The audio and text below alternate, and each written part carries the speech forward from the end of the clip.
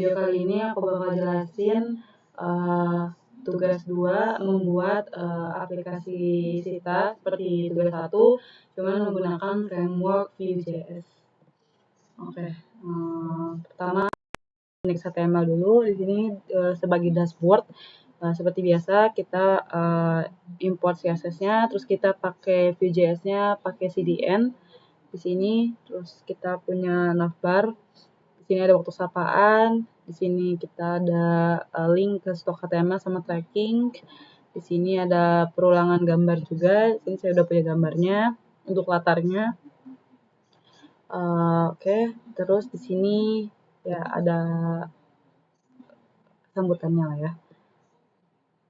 Sini kita juga punya stylenya. Ini stylenya untuk dashboard atau index HTML di sini. Terus kita punya logiknya untuk ngatur gambarnya dan untuk ngatur sapaannya. Kalau misalkan dia usernya loginnya pagi, maka akan ada sapaan pagi dan seterusnya. Terus ada logik untuk gambarnya ini. Di sini kita pakai set interval, jadi tiap 4 detik dia itu akan nge-slide. Oke.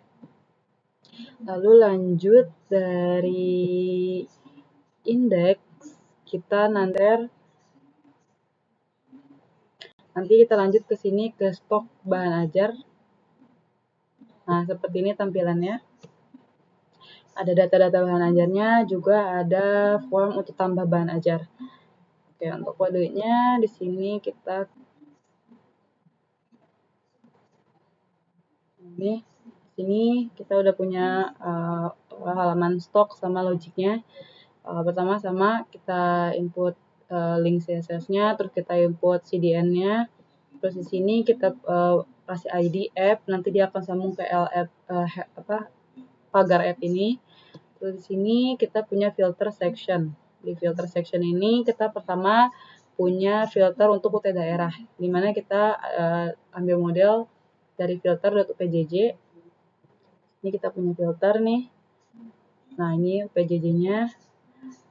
Di sini value-nya itu ada pertama, option value pertama default itu semua daftar UPJJ, sama di sini kita pakai perulangan dari UPJJ list. Nah, ini UPJJ list-nya. Nah, di sini ada kotak-kotak UPJJ-nya. Key-nya itu daerah, value-nya juga daerah, dia akan nampilin daerahnya. Terus sama di sini dia dependent. Yang kedua dia dependent kategori ini. Kalau misalkan si UPJJ daerahnya udah dipilih, baru kategori ini bakal muncul. Ya, di sini kita punya model kategori sama defaultnya semua. Terus di sini kita pakai perulangan juga, kategorinya itu dari kategori list yang ini. Ada mata kuliah wajib, mata kuliah pilihan, praktikum, dan lain-lain. Sama key-nya juga kategori, value-nya kategori, nanti akan tampil daftar kategorinya. Lalu di sini ada tampilkan stok. Nah, di stok ini untuk reorder only ya. Jadi kalau misalkan ini kita akan tampilkan stok. Nah, dia itu reorder only. Jadi akan tampil kalau misalkan si item quantity-nya itu kurang dari item safety. Jadi dia bakal tampil. Kalau misalkan kita klik ini. Terus di sini yang urutkan ada dari sort by. Di sini defaultnya judul. Nanti kita bisa pilih juga sesuai dengan kuantitinya sama dengan harganya. Ini ya. Nah, di sini kita punya button. Buttonnya ini kita panggil metode reset filter. Untuk reset filter yang eventnya itu klik. Nih. Buttonnya itu dari reset filter. Nah, ini. Kalau misalkan button ini diklik, maka filter-filter yang tadi di atas itu akan di reset. Nah, filter itu seperti apa? Filternya itu ini kita punya filter stok tersaring, di mana kita punya variabel hasil, isinya stok, kita tampilin stok. Tapi kalau misalkan yang di filter itu PJJ atau kategori, maka tampilkan sesuai dengan apa yang dicari sama user. Nah, ini juga sama, reorder only juga, dia bakal tampil kalau misalkan kuantitinya lebih kecil dari item safety-nya atau kuantitinya kosong, maka dia bakal tampil. Kalau enggak, kalau misalkan enggak ada data yang kuantitinya kurang dari item safety atau dia kuantitinya kosong, maka dia nggak akan tampil. Lalu kita urutkan, kita punya parameter A sama B. Ini tuh kalau misalkan judul si A itu kita compare sama judul B, maka nanti disusun gitu loh. Nah, terus di sini juga kuantitinya sama, dia akan diurutin dari kuantiti terbesar ke kuantiti kecil. Nah, kalau harga di sini akan diurutin dari harga terkecil ke harga yang terbesar gitu. Ini fungsi short. Lalu di sini sama kita punya metode dari set filter yang nanti akan digunakan di sini. Terus di sini kita punya tabel stoknya. Ya, pertama di sini kan nanti kan kita di sini ada punya tabel head, tabel row-nya, judul-judulnya seperti apa. Terus di sini kita tabel body-nya kita pakai perulangan item dari stok tersaring. Stok tersaring ini yang ini. Kalau misalkan belum di filter, dia bakal tampil semua, tapi kalau udah di filter dia tampil sesuai filtering ya. Di sini kita tampilin, terus di sini juga kita punya ketentuan kalau misalkan item kuantitinya itu 0, maka dia akan tampil tulisan kosong dengan warna merah.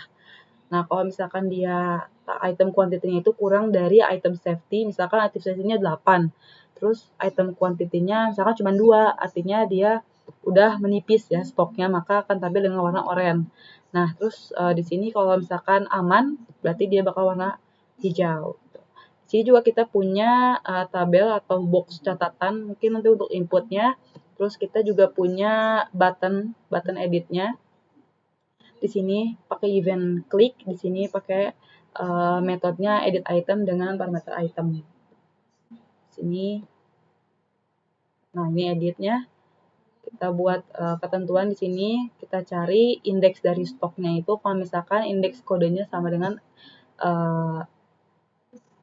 item kodenya. Kalau misalkan ketemu, maka isi si data formnya ini dengan data item yang ketemunya itu sesuai dengan item-item yang dieditnya itu. Kita pakai spread operator di sini. Oke, terus lanjut ke di sini kita punya form tambah. Di mana kita punya kontainer nih, terus ada judul, terus di sini ada submit untuk tambah stoknya. Nah, ini tambah stok. Sini kita pakai event submit dan pakai prevent ini untuk mencegah browser nge-restart si browsernya ya. Terus di sini kita punya model sama kode, judul, kategori. Di sini juga suruh pilih kategorinya, kita pakai perulangan untuk menyusun kategori listnya dari kategori list yang tadi. Terus di sini UPJJ juga sama, kita kasih option.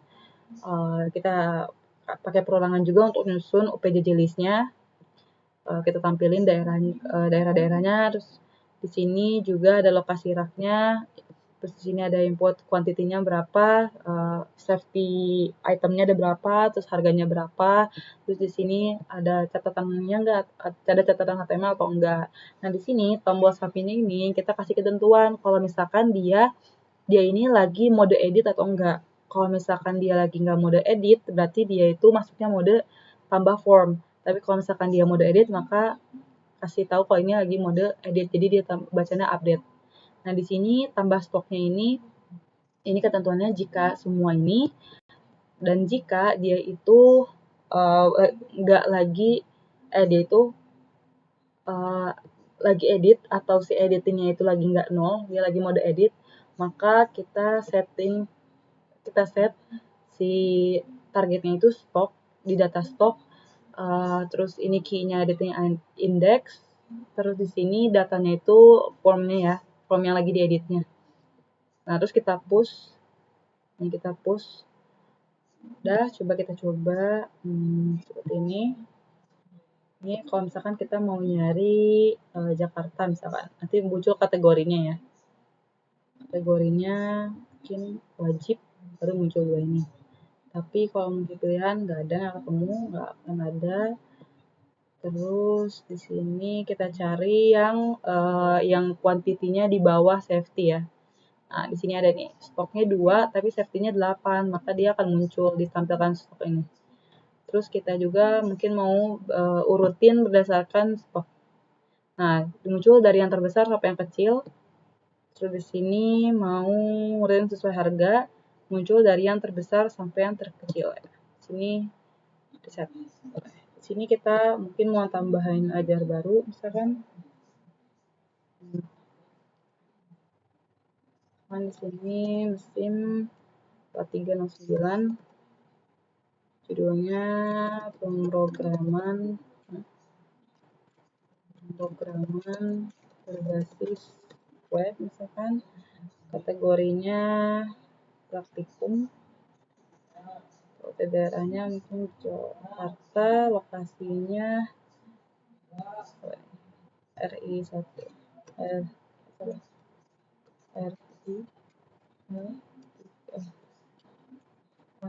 3 ya, kan stoknya 12, safety stoknya 4 mungkin, terus harganya mungkin 80.000, catatannya edisi 2025 tambah. Oke, dia bakal masuk. Nah, ini dia masuk ke sini nih.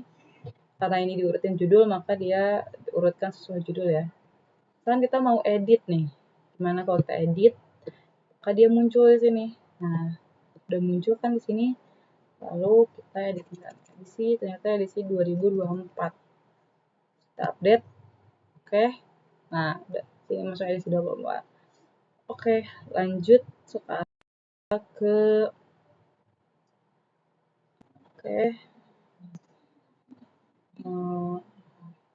di sini kita ke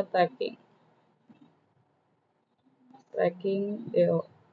Oke, seperti ini tampilannya tracking DO-nya. Kita akan jelaskan dulu. Oke, sama kita input CDN-nya sama input styling sama JS-nya di sini. Sama di sini kita punya pakai ID-nya app, nanti di L-nya juga app. Terus datanya seperti ini. Data dummy-nya ya, data contohnya aja. Di sini sama kita punya model dari input DO ini. Terus kita punya tombol cari. Kita di sini punya model input yang placeholder-nya udah contohnya di sini ya, si kode itunya. Nah, di sini kita punya button carinya, eventnya klik dari dari metode cari DO. Nah, ini function metodenya. Fungsinya ini seperti ini, kalau dia bukan data, maka nomor DO-nya itu nggak ditemuin atau nomornya nggak sesuai ya. Maka yang ditampilin hasil trackingnya bakal kosong. Tapi selain dari itu kita tampilin hasil trackingnya data sesuai dengan nomor DO yang dicari gitu.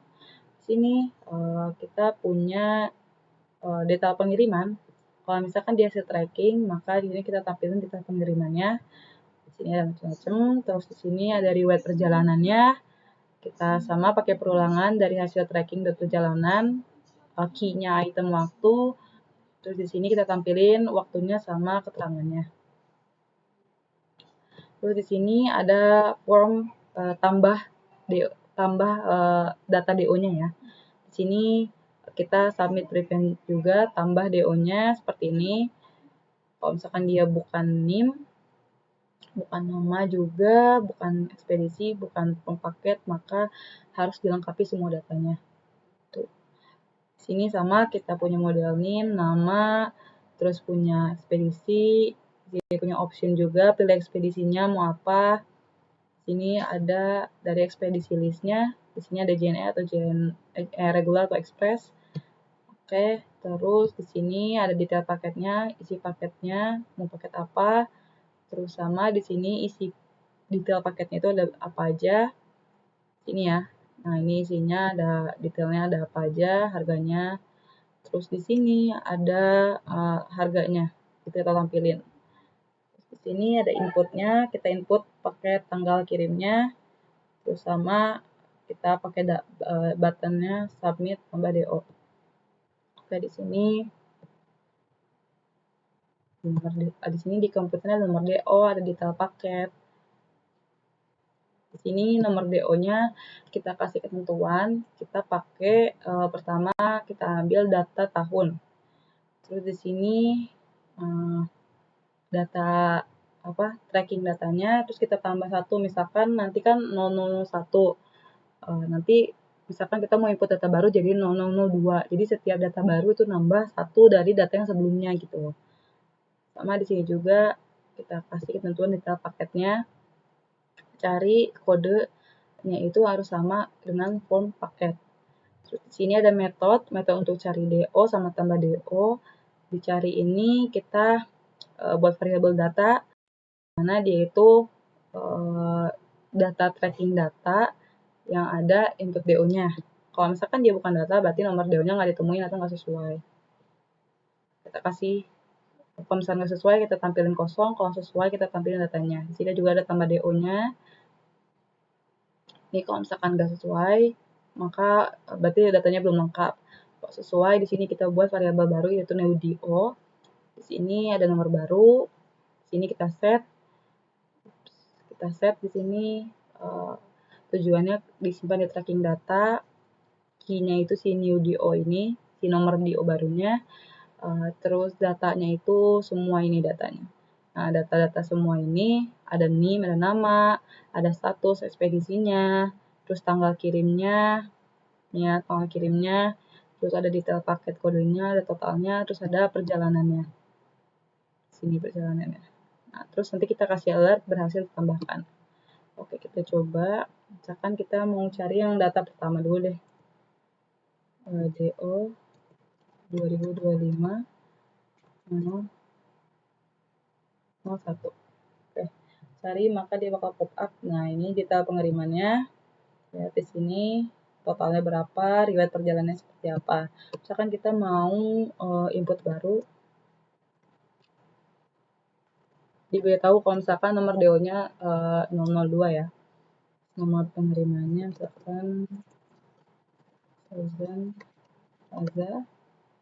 Kita pilih ekspedisinya yang reguler mungkin. Kita pilih paketnya, di sini paketnya bisa ditentuin ya. Ini kita mau paket ekonomi, kayak ada manajemen sama akuntansi, total harganya jadi 120.000. Ini kita pilih tanggalnya, kita pilih hari ini, kita tambah DO. Oke, berhasil. Coba setelah berhasil kita isi. Nah, kalau misalkan data baru udah berhasil, maka otomatis di sini data yang selanjutnya akan diinput itu nomornya baru lagi, nomor selanjutnya dari data yang sebelumnya. Oke, mungkin di sini kita mau cari yang data yang tadi kita input. Oke, nah di sini lihat baru udah masuk dalam proses, DNA-nya reguler, dibuat, total harganya berapa, seperti itu. Oke, baik. Oke, mungkin sekian dan terima kasih. Mohon maaf jika banyak penjelasan yang salah. Wassalamualaikum warahmatullahi wabarakatuh.